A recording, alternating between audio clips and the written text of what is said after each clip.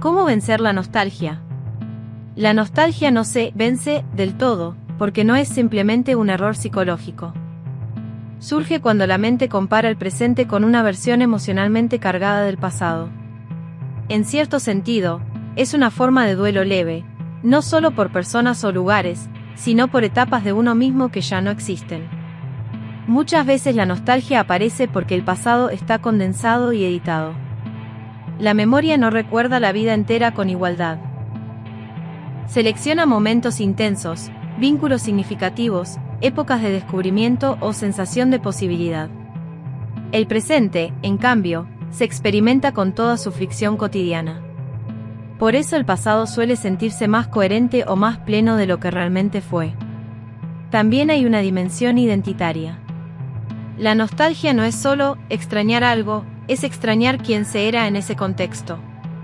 Un barrio, una música o una amistad funcionan como puertas hacia una versión anterior de uno mismo. Paradójicamente, intentar eliminar la nostalgia suele intensificarla. Lo más eficaz suele ser integrarla sin convertirla en residencia permanente. Es decir, aceptar que ciertos momentos fueron valiosos. Reconocer que no pueden repetirse idénticamente. Y evitar transformar el pasado en medida absoluta del presente. La nostalgia se vuelve destructiva cuando el presente queda degradado de antemano. Cuando todo lo actual parece inferior, la memoria deja de ser recuerdo y se convierte en refugio. Hay algo importante además, la nostalgia disminuye cuando la vida actual recupera densidad. Las personas más atrapadas en ella suelen estar atravesando estancamiento, aislamiento o falta de proyectos. Cuando aparecen vínculos, trabajo creativo, aprendizaje o experiencias nuevas, el pasado pierde parte de su monopolio afectivo. En ese sentido, no se supera negando el pasado, sino evitando que sea el único lugar donde todavía parece haber significado.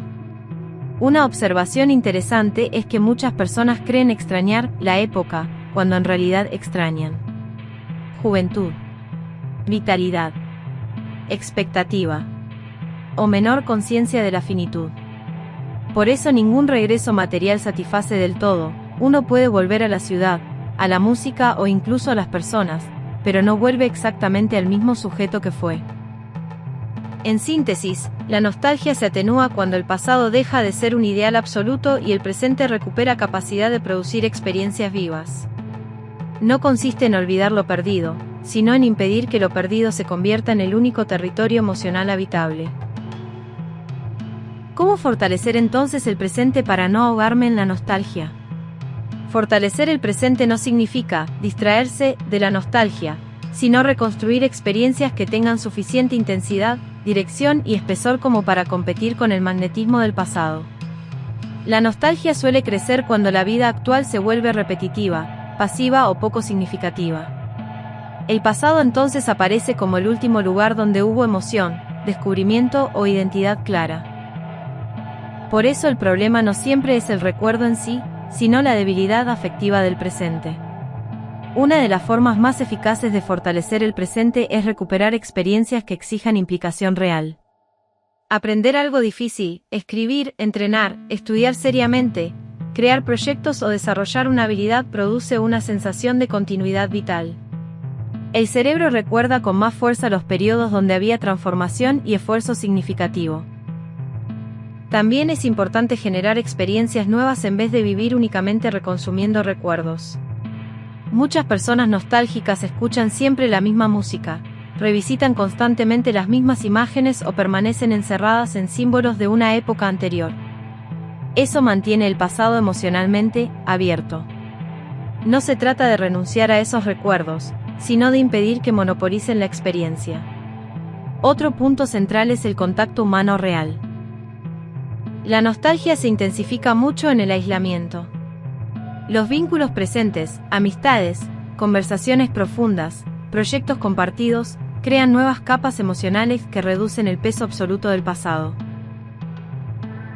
Hay además una cuestión filosófica, aceptar que ninguna etapa de la vida puede conservar indefinidamente su intensidad original. Parte del sufrimiento nostálgico proviene de exigirle al presente que reproduzca exactamente la emoción de épocas irrepetibles. pero cada edad tiene una forma distinta de profundidad. La madurez rara vez posee la electricidad de la adolescencia o la juventud, pero puede tener mayor lucidez, complejidad y concentración.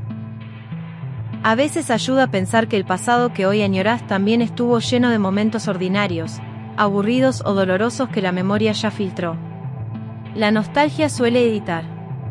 En términos concretos, fortalecer el presente implica introducir novedad real en la vida, comprometerse con tareas difíciles, reducir la contemplación obsesiva del pasado, construir vínculos vivos y desarrollar una narrativa de futuro, aunque sea modesta. Porque el futuro es decisivo aquí. Cuando una persona deja de imaginar algo por delante, el pasado ocupa todo el horizonte emocional. En síntesis, el presente se fortalece cuando deja de ser mera administración del tiempo y vuelve a convertirse en un espacio de experiencia, transformación y expectativa. La nostalgia no desaparece, pero pierde su capacidad de absorber toda la vida psíquica.